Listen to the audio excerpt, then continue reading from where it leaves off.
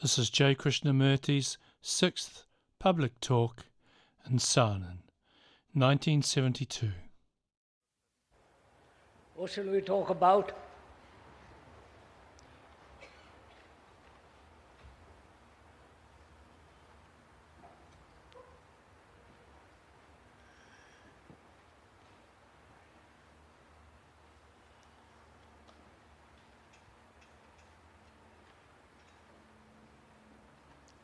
We have been talking over together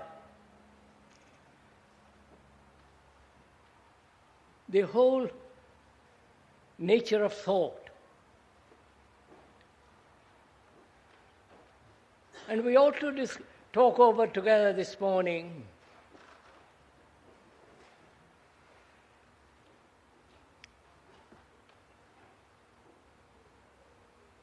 and try to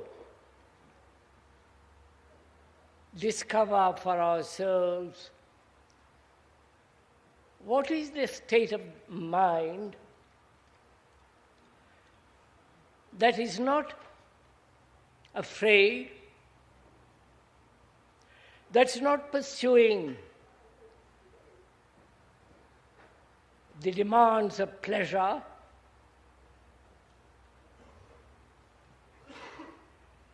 that can enjoy without making joy into a pleasure,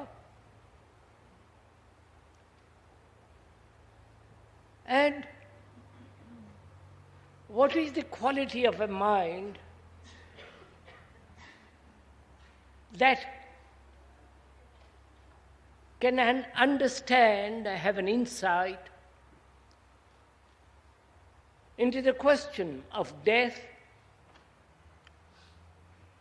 what it means to live completely, totally, and perhaps also come upon the question of what is love. Shall we discuss that, talk over together?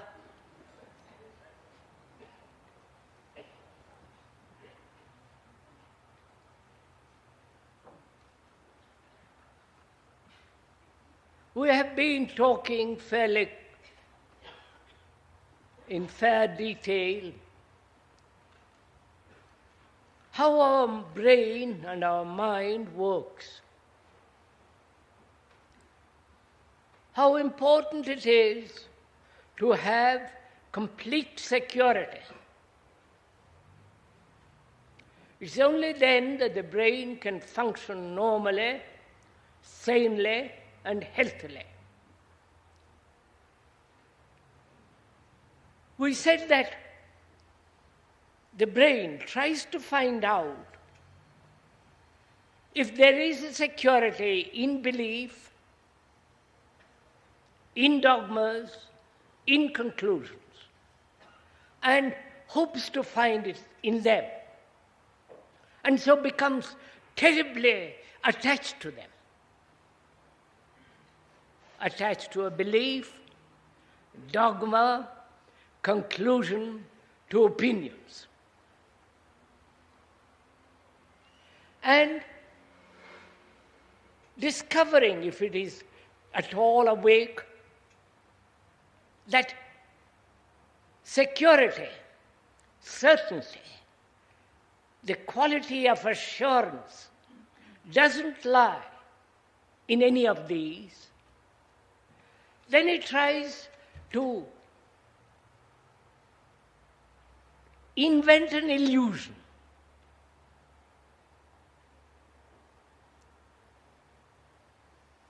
An illusion that will be both intellectually, emotionally, will be satisfactory. I don't know if you have not observed this process that's going on all the time in our life. Trying to find in relationship security, certainty, and not finding it in them, then comes to a conclusion, and it becomes attached to that conclusion. And when that conclusion is questioned, disturbed, then it runs away from it to another series of conclusions. And gradually, the mind begins to attach itself to things. Right? To things, that is, property, houses, furniture. So there is attachment to property, to people, or to ideas.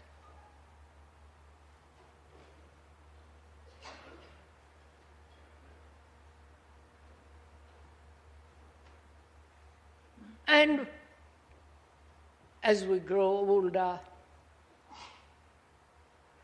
there is this question of death. And I think we shall understand the deep meaning of that word if we could go into this question of attachment.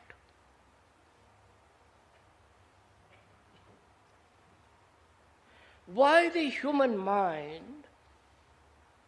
our mind, your mind, is attached to property, to people, to ideas. Ideas being conclusions, opinions, traditions, a formula, which are all put together by thought, either in the form of an image, symbol, which is the word, or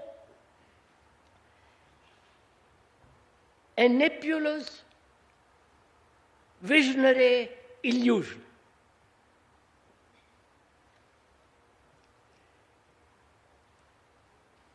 Why is the mind attached to all these things? If you are not attached to an illusion or to a person, then you are attached to property. Property, whether it is a house, a piece of land, or accumulate furniture, all that kind of stuff. Why? What makes the mind, the thought, cling to something like property, money? When we use the word property, it includes all that. Why? Because as we said the other day, mere inquiry into the causation doesn't free the mind from the cause. Intellectually, you can break down by an analysis why the mind is attached to property. But at the end of it, there is still attachment. That attachment comes to an end if we have an insight into the whole structure of attachment. As we saw, as we talked over together the other day, the question of insight. Because to have an insight into something, to see the truth of something, brings its own freedom, brings its own intelligence. Now, why does the mind attach itself to property? We'll investigate why it is attached to people and to conclusions, ideas, symbols, visions, all the rest of it. Why? You understand, property is not only things, but also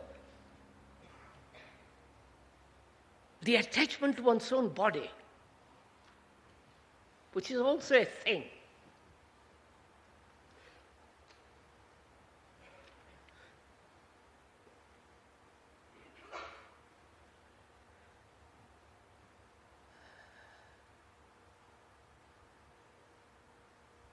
You see, we get attached to a property and then safeguard it, and when we realize that it's not worth it, then we try to cultivate detachment. Attachment, then detachment, and the conflict. Please, as we have said, as we have been saying during all these talks, we are sharing this thing together. You're not merely listening to a series of words, ideas, conclusions or not, but we are sharing the thing that which we are talking about. Sharing implies listening and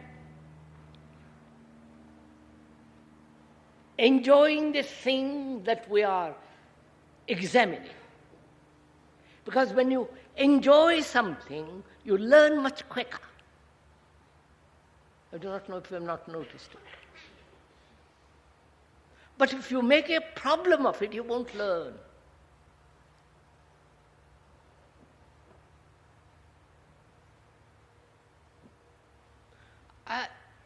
To me, it is very enjoyable, if I may use that word, to find out why my mind is attached to property. I want to learn about it. And therefore, I'm not going to make a problem of it. If I make a problem of it, then I want to go beyond it. Then the mind creates the idea of detachment. Then in that, there is conflict between attachment and detachment. And a mind that is in conflict can never learn. It can learn the results of that conflict, but not the root cause of attachment.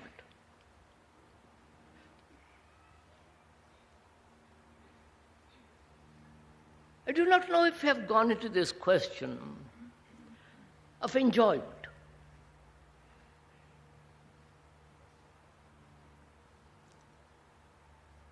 There is a vast difference between pleasure and enjoyment.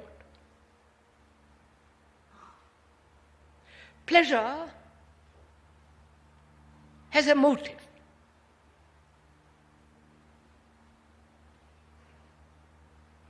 The pursuit of pleasure is the memory of a previous pleasure. And enjoyment is from moment to moment. You can't cultivate enjoyment, but you can cultivate pleasure. And when there is enjoyment, then the brain relaxes. You watch it.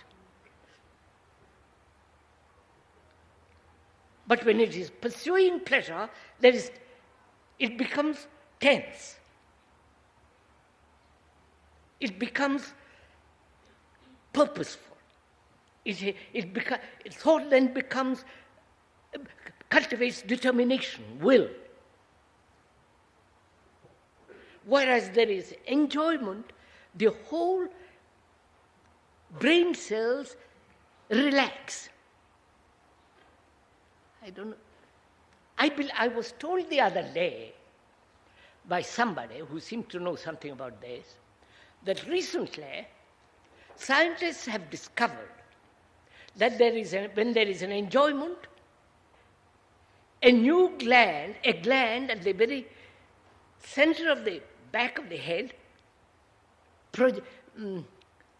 functions and brings more activity to the brain, which is not the activity of strain.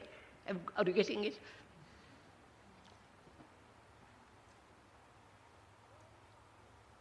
So, To learn, there must be enjoyment. One must enjoy that which one is learning. And you cannot enjoy, be happy in the act of learning when you are comparing, judging, evaluating.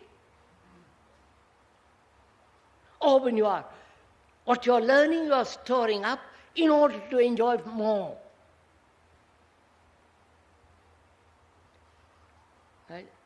Please watch your own brain cells in operation. Which is really a part of meditation.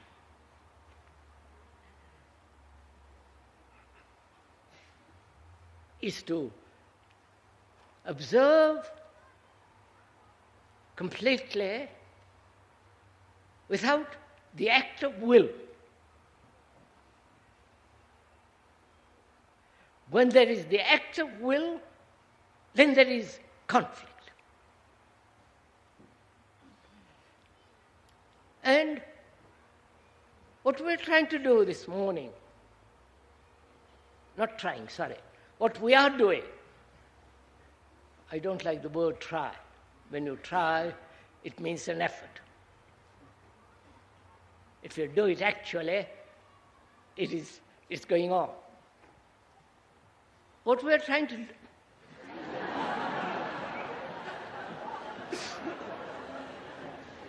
what we are doing is to observe happily why the mind is attached to property. Because unless the brain cells understand, mind understands why there is this attachment, death becomes then a terror. Right?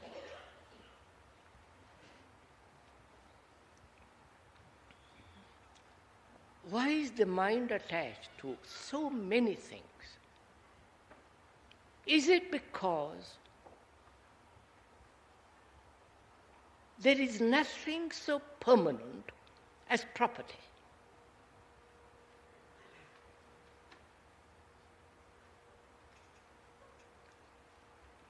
There is the house, there is the furniture, the carpet, the picture, they are solid.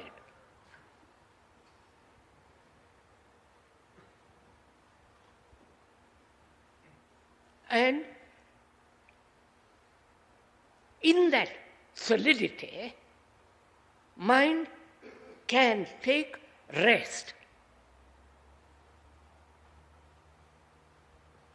and be attached to it. Look at it, go into fairly deeply, you will see it for yourself.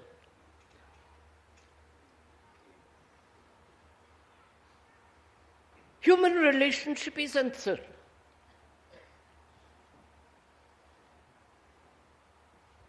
In that there is conflict.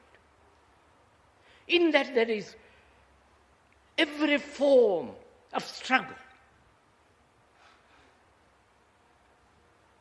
Jealousy, anxiety, fear, pleasure, sexual or otherwise, companionship, and so on, so on, so on. And that is an uncertain quantity.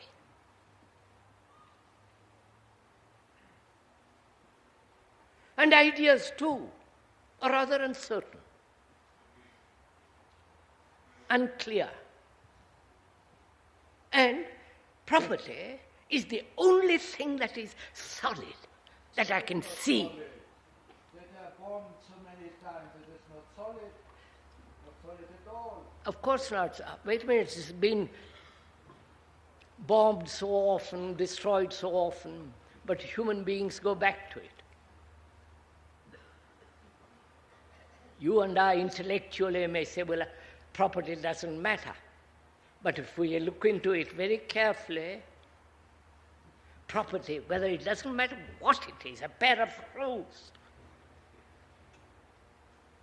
one gets terribly attached to it. Perhaps those poor people in Vietnam may say property doesn't matter, but it does matter because otherwise they have nothing. So, is that the reason? Is that why mind gets attached to property? It's mine or yours, or property of an institution with which it identifies itself as my property. And also is it because mind needs to be occupied.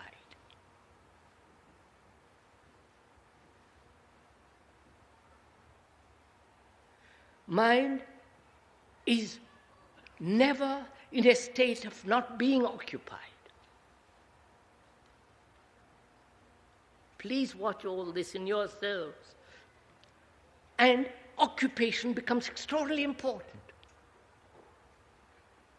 The man who goes to an office for 40, 50, 60 years, when that occupation comes to an end, he also comes to an end.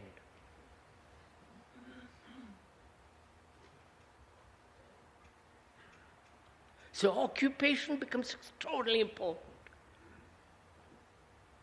And the mind can be occupied with property. Looking after it, all the business of owning something.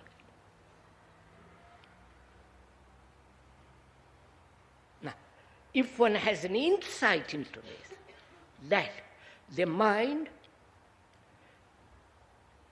needs to be occupied, it demands occupation, whether it's occupied with furniture, with social work, with a book, or with an idea of God, it's exactly the same.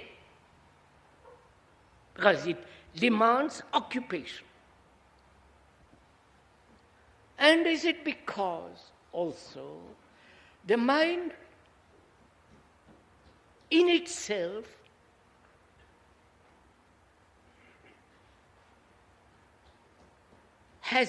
seems to have no existence apart from the thing to which it is attached. All right?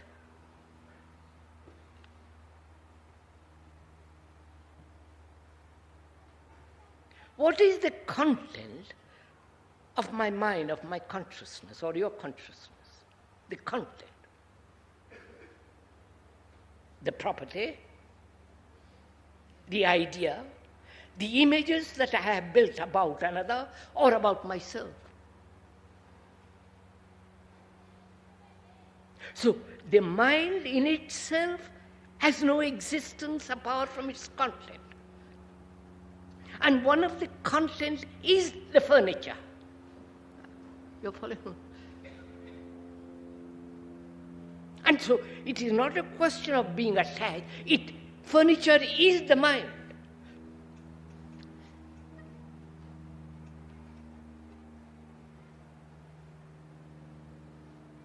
And when the mind has no quality of itself, then attachment becomes extraordinarily important.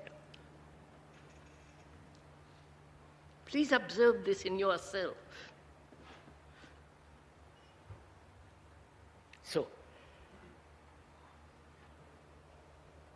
the material existence of property and being occupied with that property, the mind, being lonely, must have occupation. And so property takes a great deal of time with which one can be occupied. And the loneliness and so on. And the mind having no existence of its own finds existence in the content, in the attachment, in the idea, right?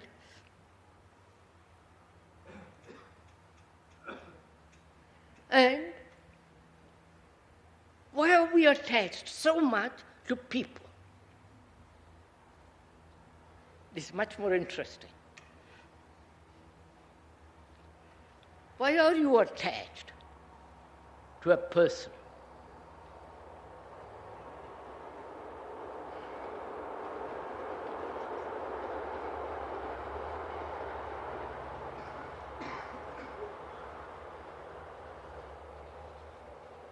Are you really attached to the person or to the idea, to the image of that person?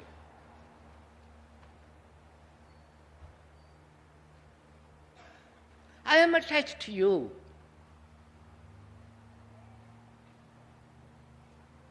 For the various reasons, which is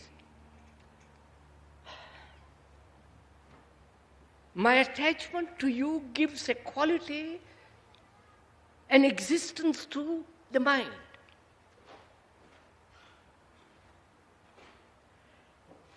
And my attachment to you is its existence. Now, I'm attached to you because I love you. You give me pleasure, sexual or otherwise. You give me something to which I can cling to, a companionship, an existence with you gives more certainty to the mind. You following all this? And without you, I'm lost. And being lost, I have to find another companion, another attachment. Or if there is trouble between you and me, which is between the image I have of you and the image you have of me, which is called relationship, if there is in that relationship conflict, I try to break it up and establish another form of relationship, which is another image. I do not know if you're following all this.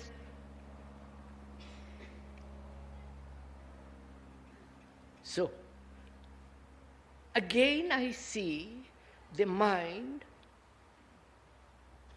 having no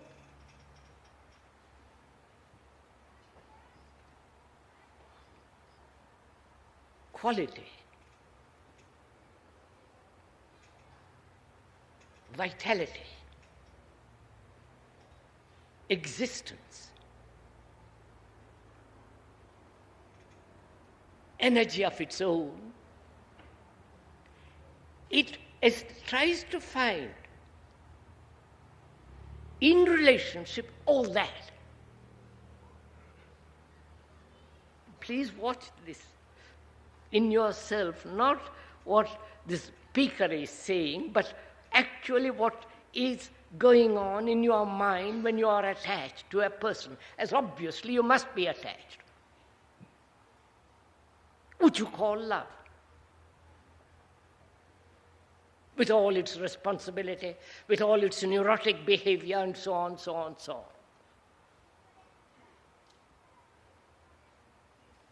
Then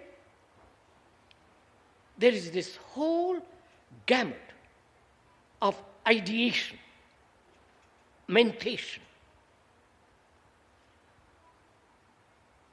That is, the images that thought has created and put together as an idea. An idea is the reasoned out verbal assertion of a thought. Right?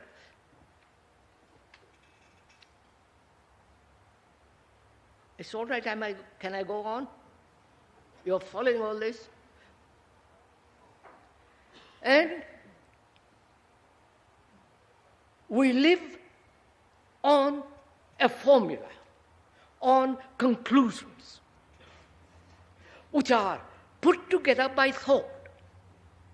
Thought being memory and the past. So we are living in the past, which may be projected into the future, but it has its roots in the past. So our attachment is to the past.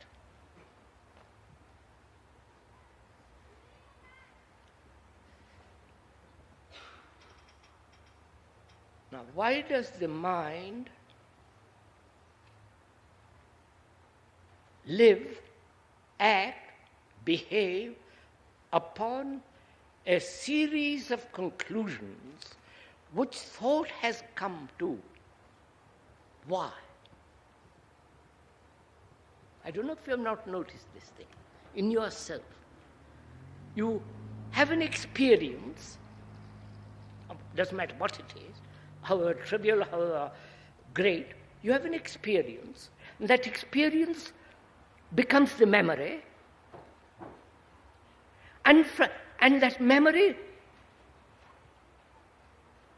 with its knowledge, is the process of thought, which comes to a conclusion. And according to that conclusion, you live. The conclusion is non-physical, non-existent, as the furniture. It is still an idea.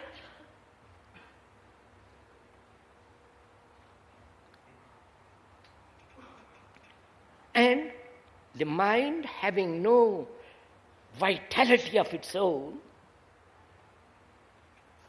has to depend on ideas, formulas, beliefs, doctrines, and all the rest of it.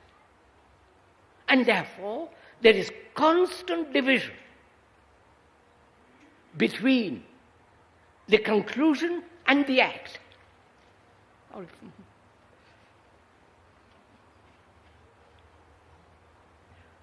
we all asleep? I want to be quite sure.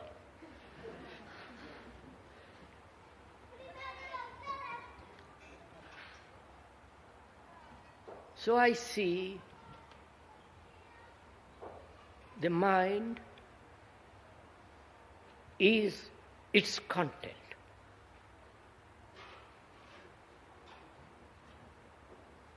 The mind is not without its content.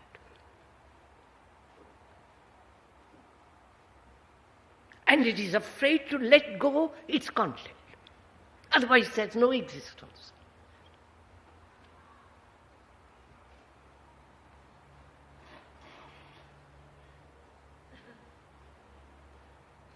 And so it has got to be, it's got to occupy itself with its content. Furniture, the people, the person, or the idea. Idea being God, all the rest of it. See how extraordinarily interesting it is, because meditation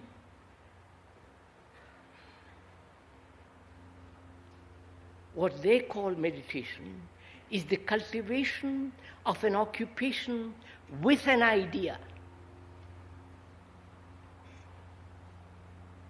and the practicing of that idea, which is not at all meditation. When we'll discuss it when perhaps left on Sunday. But see how the whole thing hangs together like a marvelous structure. Now, one has explained all this. The attachment to property, attachment to people, to conclusions, which are images, symbols, ideas.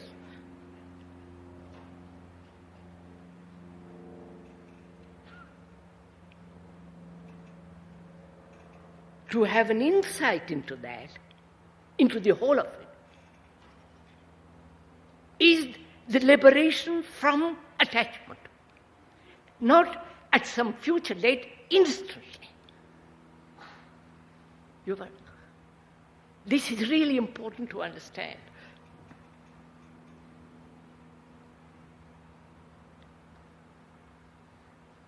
When you listen to this, do you say, I will think about this little later? When I go out of this tent, I will go into this much more. Because here, there are too many ideas, too many being poured out. I must take it up and think about it later. Which prevents you from having an insight now.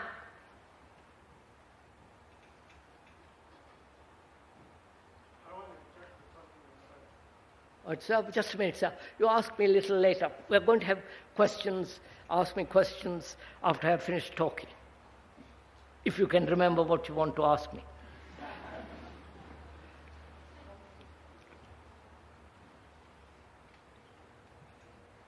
And if you are sharing this thing together, there is no time for you to think about it later.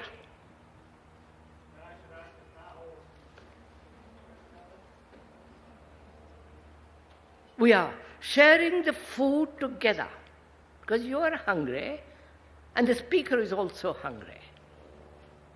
We are sharing the food together, eating together. You don't say when you are eating together or when you are hungry, I will eat later. You are sharing it, actively eating. And if you have no insight into what has been said, why? Are you frightened of not being attached? Not being occupied? Not finding out what happens to a mind that has no attachment? Therefore, fear.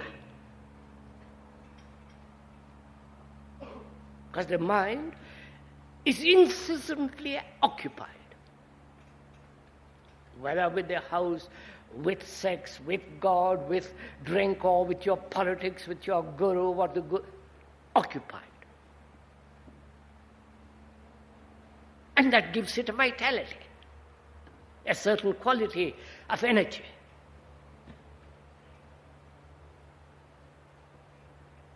And one is afraid if there is no occupation at all, what's going to take place?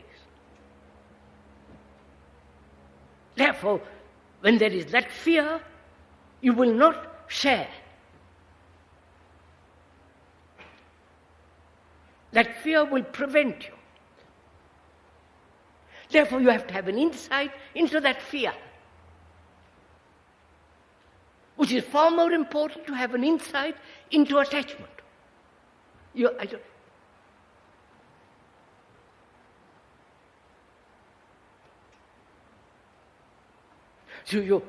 So there is constant insight.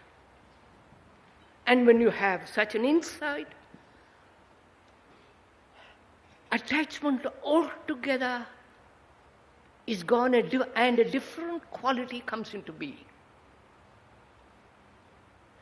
The quality which the mind itself has, if it has understood, has aware, as an insight into the whole process of attachment. That is love. You understand? How can I love you or you love me if I am attached to you? My attachment is based on my pursuit of pleasure, which you give me, your images and so on. I am attached to that image of you, and you are attached to the image of me.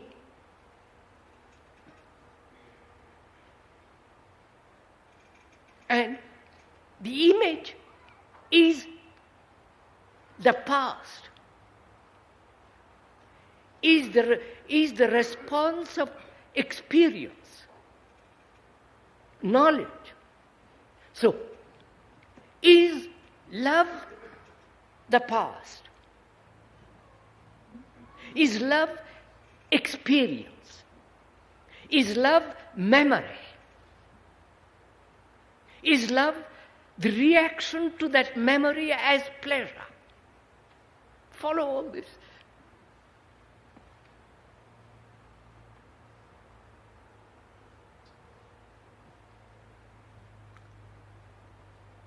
So, one discovers, or one comes upon, the mind comes upon, that where there is attachment of any kind, there is no love.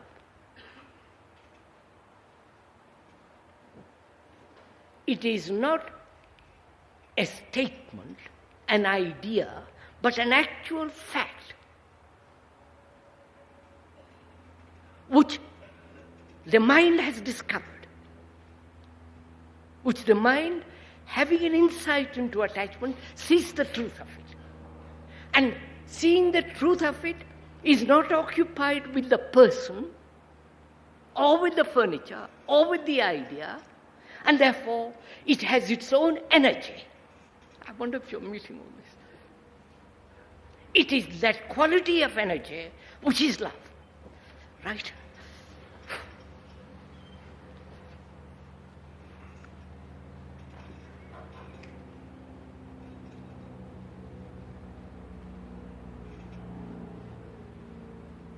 And therefore, love can never be hurt.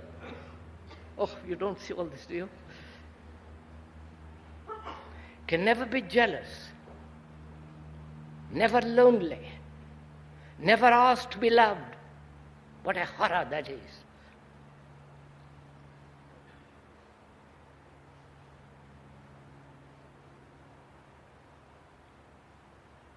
And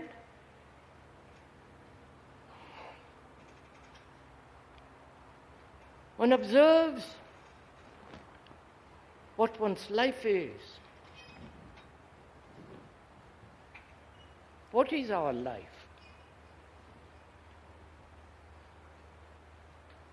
What is our existence? Look at it, please. Your existence, not mine.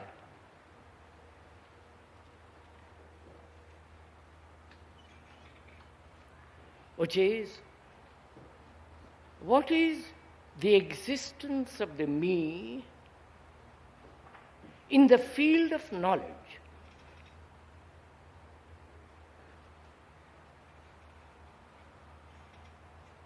What is my living in the field of experience? What is my actual activity with the whole structure of memory, which is the past? Is my life based on the past? Past being yesterday or 10,000 yesterdays. Please look at it. I want to learn about myself. And I have learned happily what my attachments do to the mind.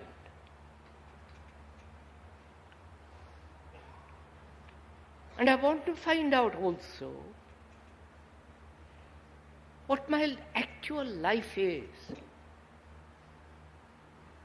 Not the imagined life, not the life I would like to have, not the life that depends on environment,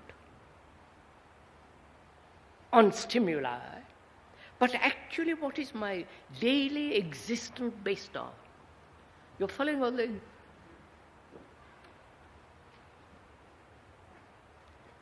Am I living in the past? Is my life the past? Operating, reacting to the present, based upon the past, and therefore projecting that to the future. You following? I want to find out. Please listen to this carefully. I want to find out. I want to find out whether the temperament and the idiosyncrasy are my life, or is my life my conditioned state?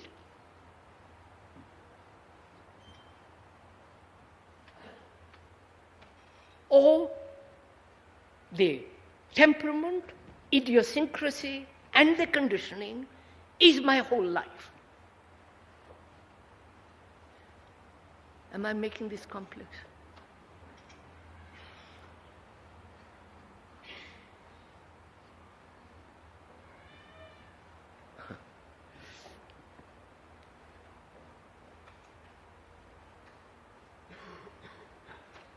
What is temperament? What is idiosyncrasy? You understand? You have certain temperaments, haven't you? You have certain idiosyncrasy.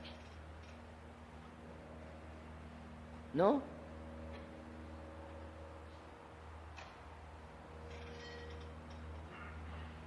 Temperament, according to the dictionary meaning,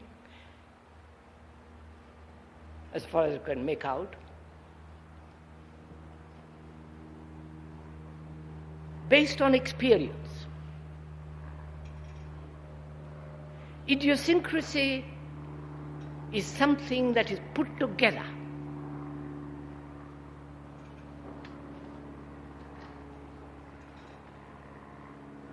We all have various kinds of idiosyncrasies and their idiosyncratic activity and temperamental activity. But basically we are conditioned, though the temperament and idiosyncrasy may vary from person to person. You're following all this?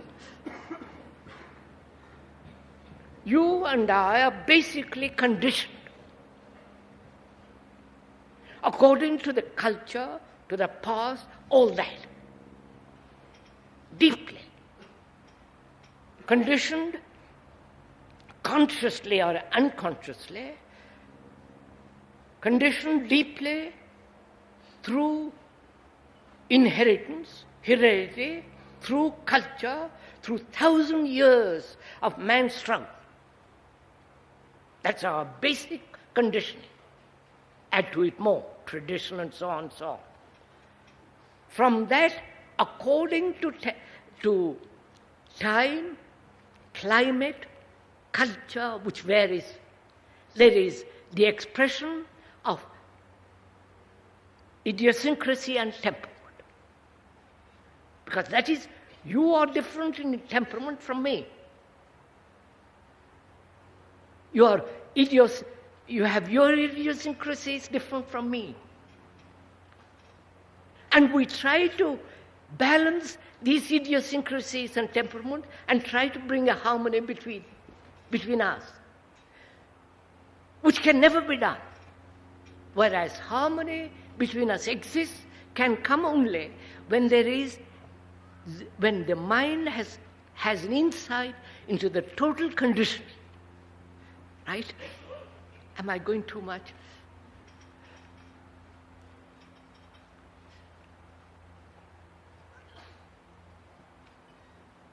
Shall we take a breath here for a minute?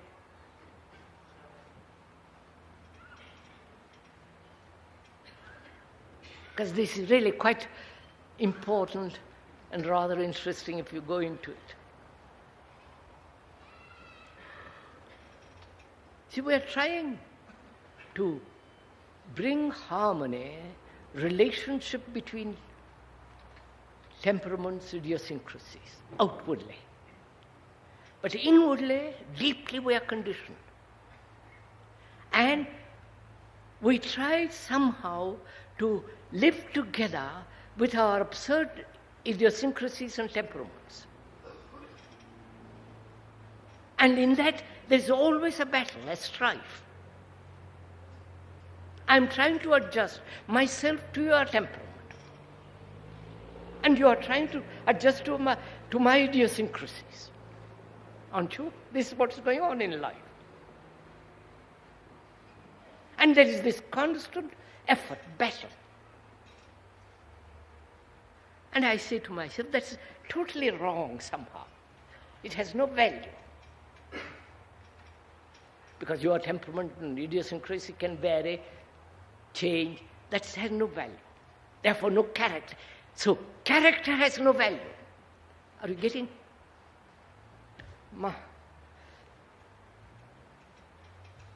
But what has significance is to find out, have an insight into this whole conditioning. Then if the mind is free from the conditioning, which is its content, then our relationship is entirely different. Then there is no conflict between you and me, because it's not based on pleasure and all the rest of it. You getting it?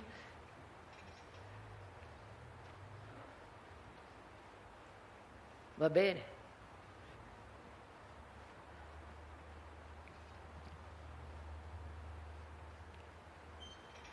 Now can the mind see this whole business of conditioning, temperament, idiosyncrasy,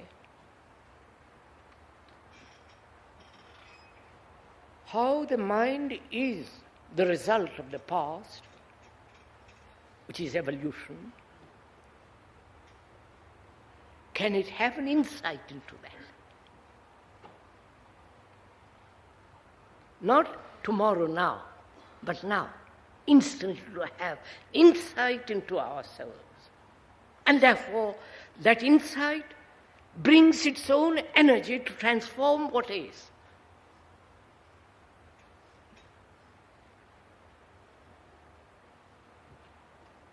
Insight has its own energy, which is not dependent on any stimuli. And therefore, that insight, which has its tremendous energy, transforms what is observed, which is attachment.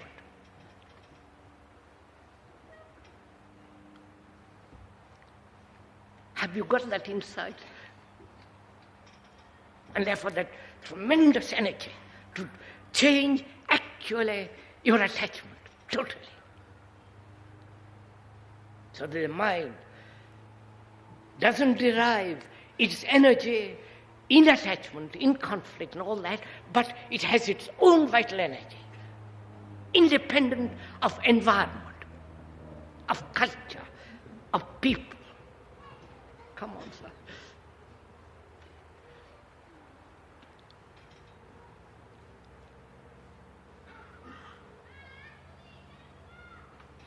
Therefore, living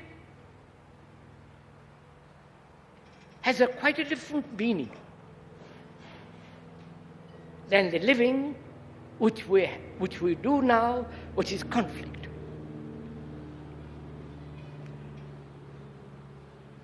Then we have to inquire into this whole question of what is death. Do you mind it? Inquiring into that? Because a lot of people are young people, you may live very long. And there are a lot of old people here too, including myself.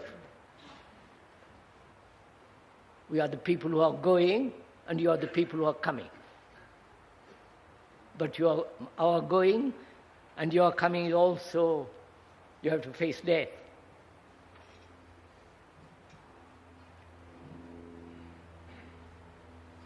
So we are going to inquire into it, which is we are going to have an insight into it. And you cannot have an insight into it if there is any kind of fear. And fear comes only when you are attached to the things known.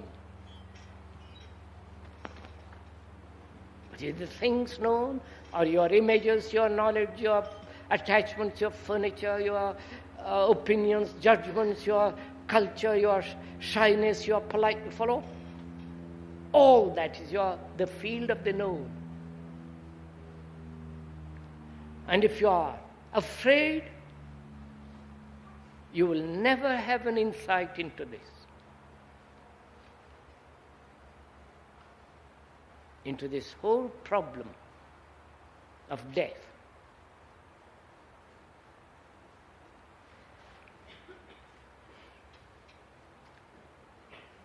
I want to find out, as you must, what is death?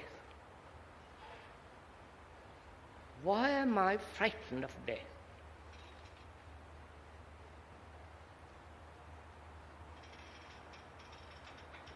Why am I so scared of old age?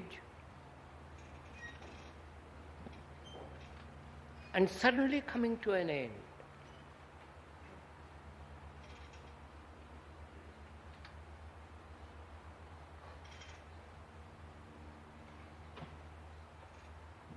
It's really a very complex business, the whole understanding of death. What is death?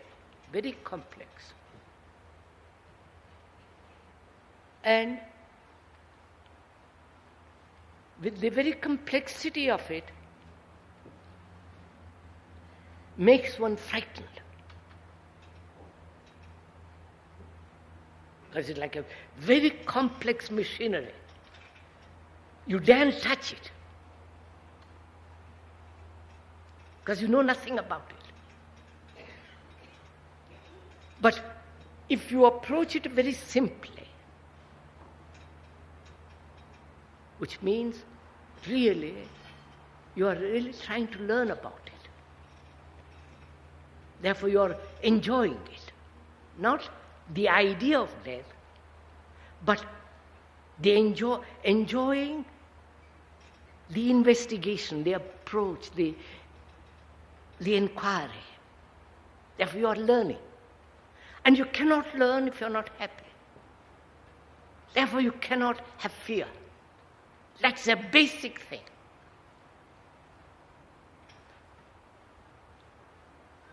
So, if you really want to go into this, you have to be very clear that your mind, which means your thought, doesn't create fear. Fear of what it considers coming to an end, what it considers entering into something it doesn't know.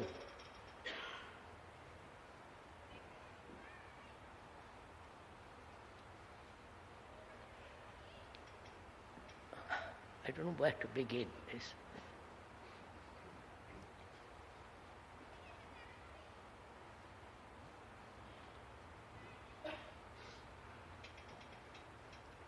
Now, first of all, I have to find out, because I'm not frightened, you understand? I'm not interested in fear at all. I want to find out if there is anything permanent as the me. Do you understand?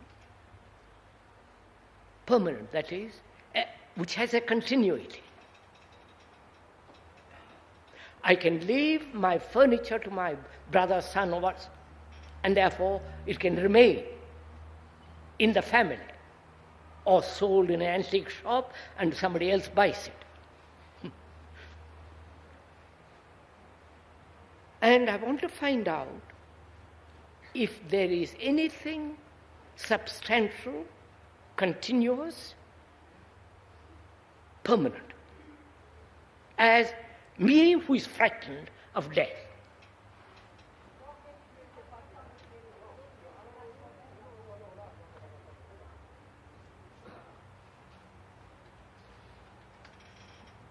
Is there anything permanent in me, in you? Permanent in the sense, a continuity in time, a duration in space,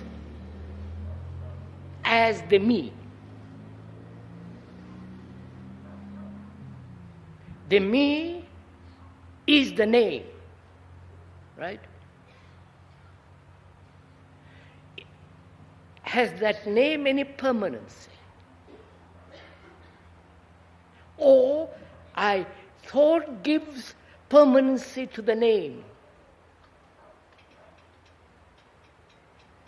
In itself it has no permanency. But thought, identifying itself with the body, with the image, with the knowledge, with all the experiences, sorrows, pleasures, agonies, all identifying itself with that, that gives it a quality of permanency. Right?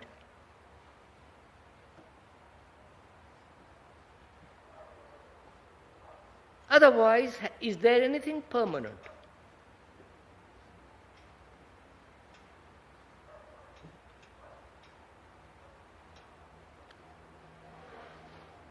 A thing that has a continuity in spite of the non-existence of the body.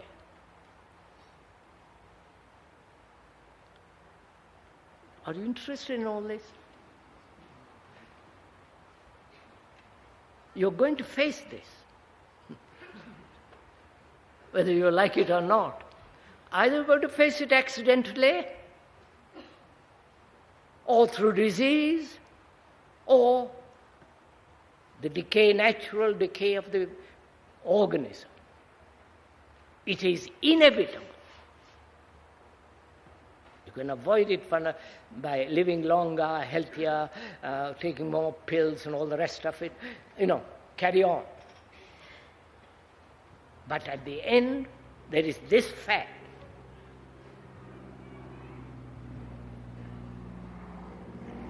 Unless I find out for myself if there is something permanent beyond death, permanent, which means timeless, which cannot be corrupted through civilizations, through culture, something that in spite of all experience, knowledge, stimuli, reactions, it has its own existence and goes on as the me. So man has said, there is not the me, but there is God. Follow all this carefully. In India and in Asia, they put it differently. It is still the act of thought, which says there is the soul, it is an act of thought. When it says there is Brahman, as they say in India, it's still the act of thought. Thought which is frightened of the unknown, because thought is the known. Thought is time. Thought is the old. Thought is never free.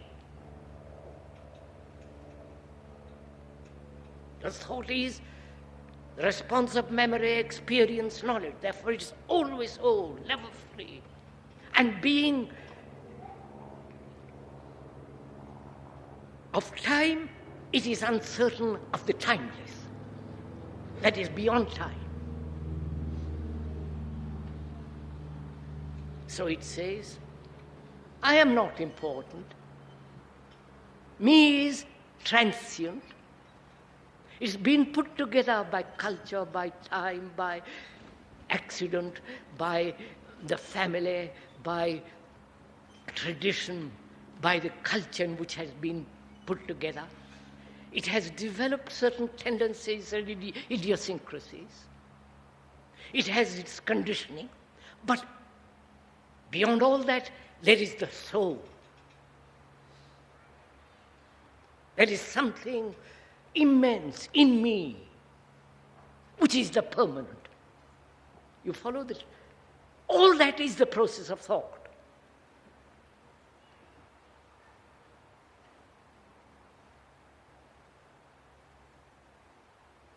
And thought, confronted with the inevitable, which is death, the ending, says, I can't tolerate this. Therefore, it says, there must be a future life. Or it says, I believe there is a future life.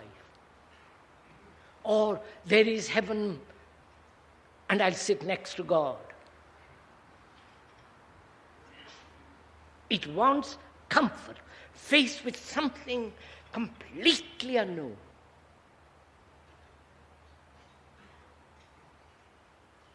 And there are thousands of people who will help you who will give you comfort. All the organized churches offer that.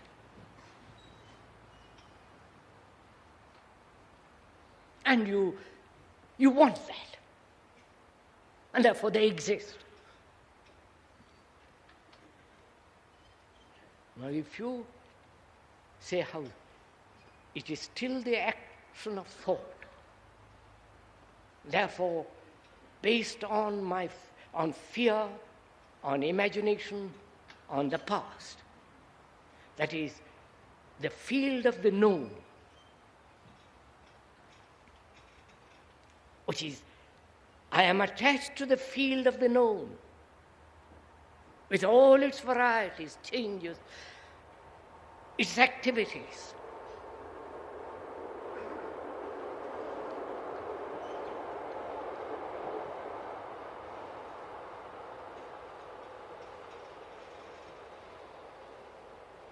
And what I demand is comfort, because I have found comfort in the past. I have lived within the field of the known. That's my territory. I know its borders, the frontiers. The frontiers are my consciousness, which is its content. I'm completely familiar with all that, and death is something I don't know, I don't want it.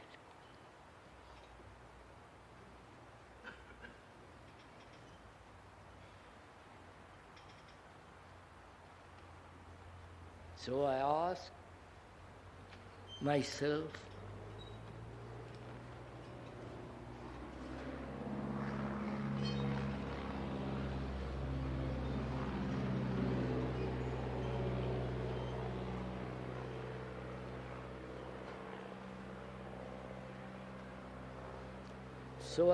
myself,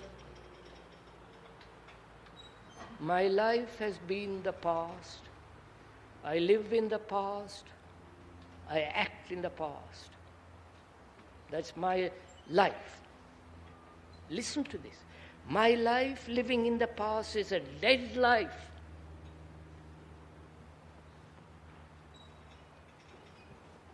You understand? My mind which lives in the past is a dead mind.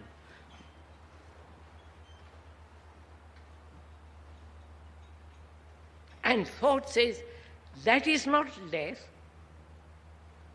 The future is the death.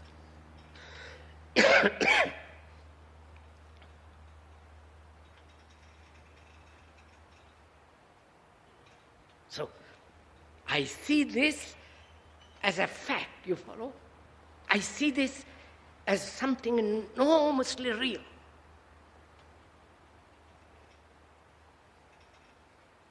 Therefore, the mind realizing that actually dies to the past. It will use the past, but it has lost its grip. Past has lost its value, its grip, its vitality. So the mind has its own energy which is not derived from the past. Therefore, living is dying. You understand? Therefore, living is love which is dying.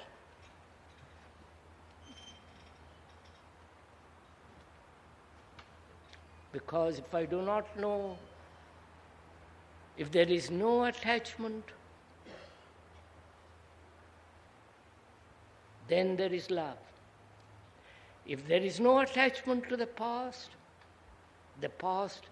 has its value which can be used, which must be used as knowledge, then my living is a constant renewal, is a constant movement in the field of the unknown, in which there is learning, moving. Therefore, death is the ultimate aloneness. Therefore, there is totally a different kind of life.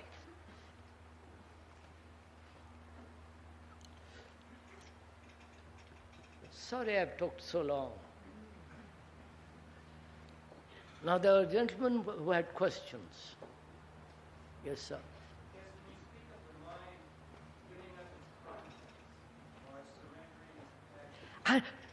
I didn't use the word giving up or surrendering. I said the mind consciousness is its content. Right, sir? Its content are the books, the televisions, the amusements, furniture, and so on. All the content which civilizations, cultures have put into it. And if you say you must be unattached, then it is an act of will by thought. And therefore there is no freedom in that. But if you have an insight into this, then it's yes.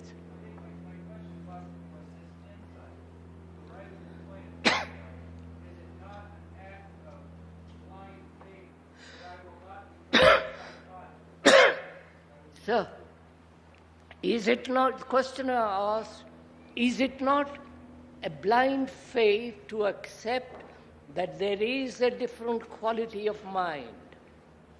Isn't that it? How can you accept what another says? How can you have faith in what somebody else says?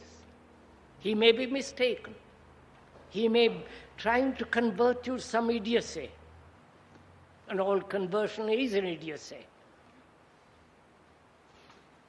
But he says to you, look at it for yourself, learn about it for yourself. Have an insight into this whole process for yourself. Therefore, there is no authority. You don't have to have faith in something, in a belief or in a person. You have real feelings of pleasure and pain. How do these have their roots in dead thought? How do dead images produce real feelings? How do images have real feelings, though I know they are dead? Isn't that it, sir? Look.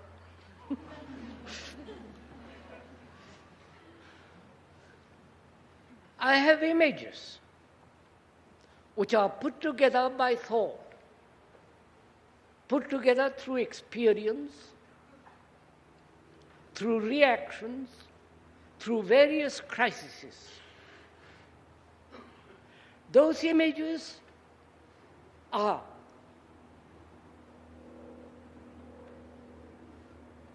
real because I accept them intellectually as being real. The intellect, which is part of thought, lives with those images and derives energy from those images. And therefore, they have a life of their own. They give you vitality, they give you feeling, they maintain you, nourish you. But that nourishment, that maintenance, that stimuli, I can't compete with that.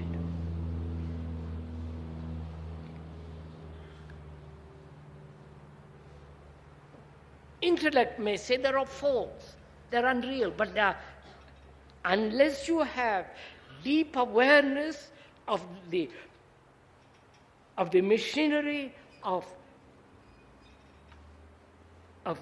the machinery that makes the images and are aware of it, have an insight to it, these images will go on giving you neurotic reactions. And they're all neurotic. Every form of image that you have are bound to create a neurotic action and neurotic feeling.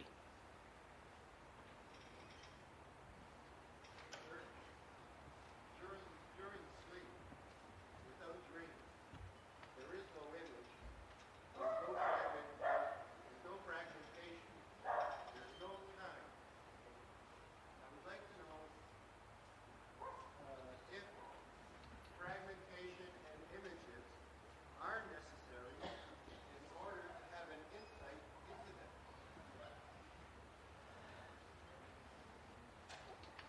During sleep, without dreams, there are no images, there's no past, there's no thought, there's no time. That also is time. And yet, awareness and insight don't seem to be there. In dreams, the gentleman says, sleep, I beg your pardon, that's right. Sleep without dreams is a state of mind in which there are no images, no conditioning, no time. Now, are you telling me that, or you've heard somebody else tell you that? I think it is obvious. The gentleman says, I think it is obvious. That is, sir, the mountain is obvious. The beauty of it is obvious. The majesty, the depth of it is obvious. But I have to climb it, I have to live with it, I have to move with it. What is obvious is not necessarily real. What is real is to see if I have images,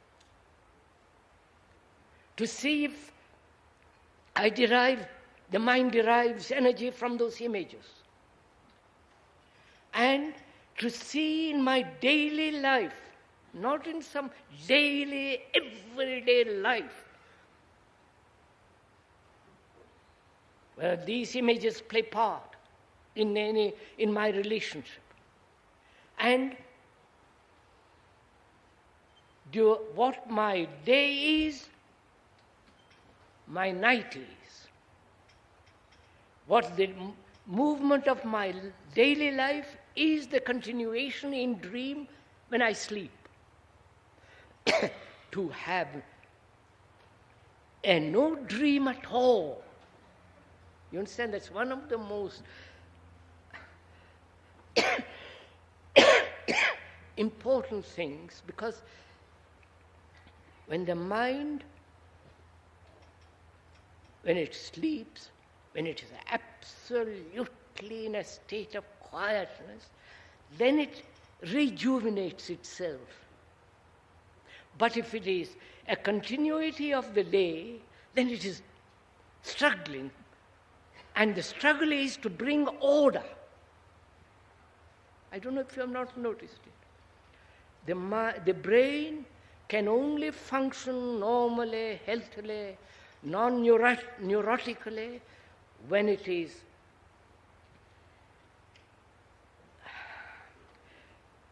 has no image, when it's not in conflict, when it has complete order. But if during the day you have no order, then it tries to establish order during the night, which is part of the dream. So if you, during the day, being aware, in the learning inside, enjoying the insight, trying to find out, learn, then as during the night, then the mind, which has established order during the day, then it can sleep completely without a dream, and therefore it has quite a different movement, quite a different vitality. Sometimes in life it seems to me that you have to be egoistic to go this way that we're talking about right now. Because you have to change yourself, the relationships. Sometimes people cannot follow you, sometimes you hurt them very bad. What is the answer? That is not egoistic. Sometimes in life, the questioner says, you have to be selfish.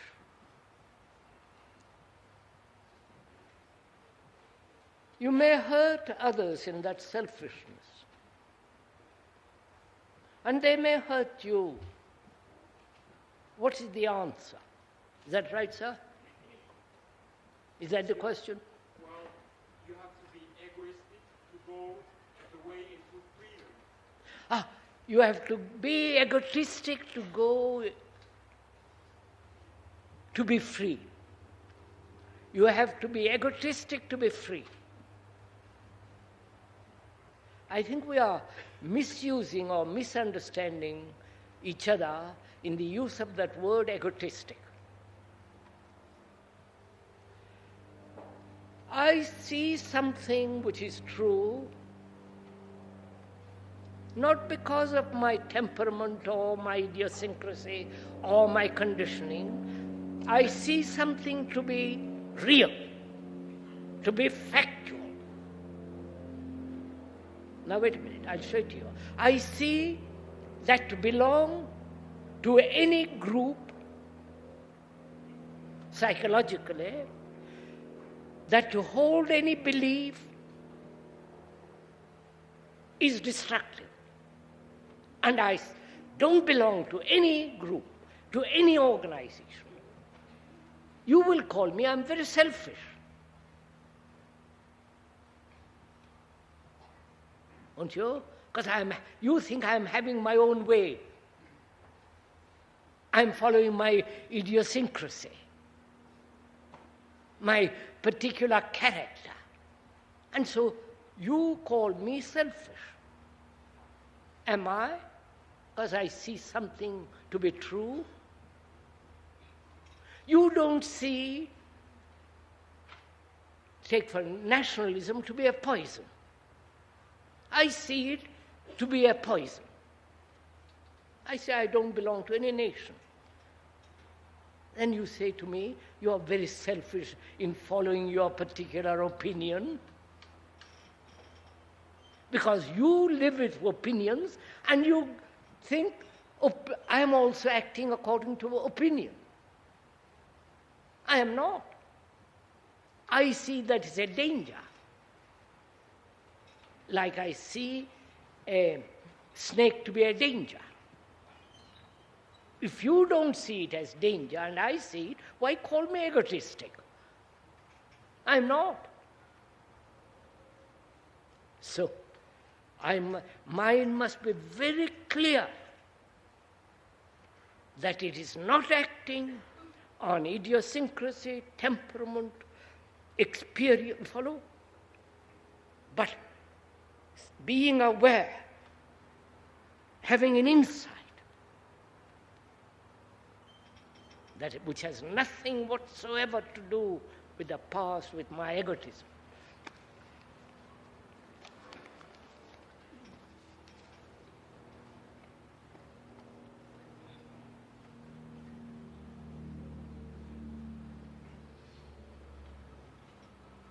Can you go into the question of words and concepts and the problems they cause in communication, inside and outside oneself? Can you stand any more of this? We have nearly talked for an hour and a half. Can your brain go on receiving any more? No, don't say yes. Well, this will be the last question.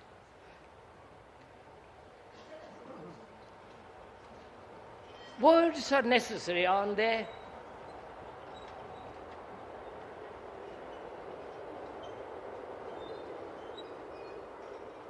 Words are necessary to communicate, aren't they? There are other forms of communication, but we'll take up with words first. I want to tell you something. I must use words, or a gesture, or a look. So words become important in communication. That is, if we both speak the same language. And words become important if we both give to that word the same meaning. If I call that elephant when it is really a microphone, it has no meaning. So words have a meaning because they have a common reference between you and me. And words are also a danger.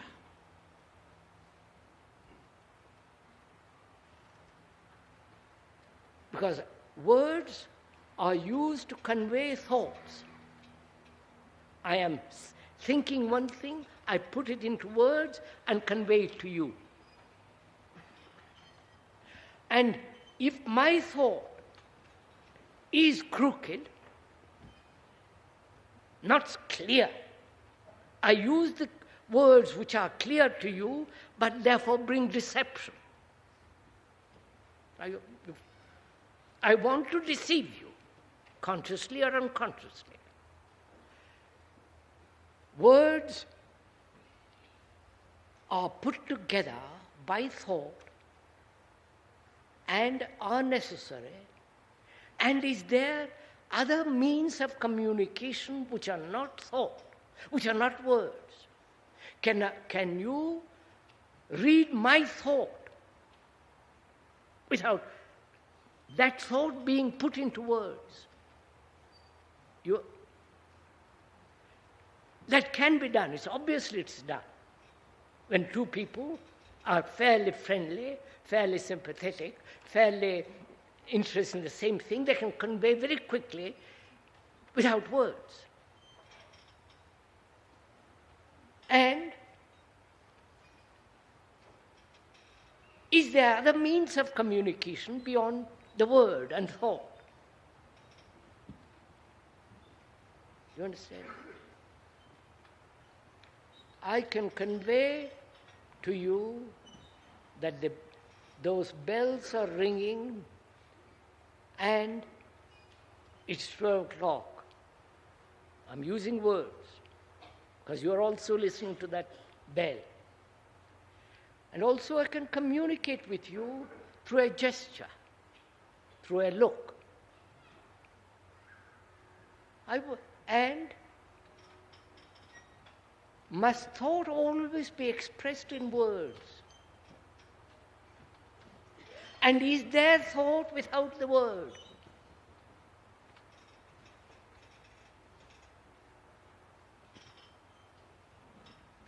then what am I communicating with you? Do you understand what? Look, sir, is love a word? Is love a thought? Is love a sentiment?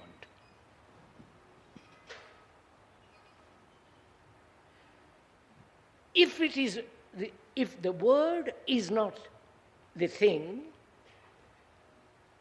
then how do I communicate the thing to you without the word, without the gesture, without holding your hand, and so on? You follow?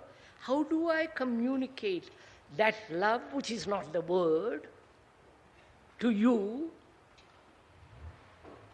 when you are used to the word? When to you the word has become tremendously important. I must keep on telling you, I love you, I love you, I love you. And if I don't use the word, and I have that thing called love, then how is it communicated? It can only be communicated to you if you are at the same time, at the same level, with the same intensity, then there is communication without the word. But to us, word is very important. Naturally. And that word can be misunderstood, and so on, so on, so on. But there are qualities, there are states, there are certain facts which are incommunicable through words.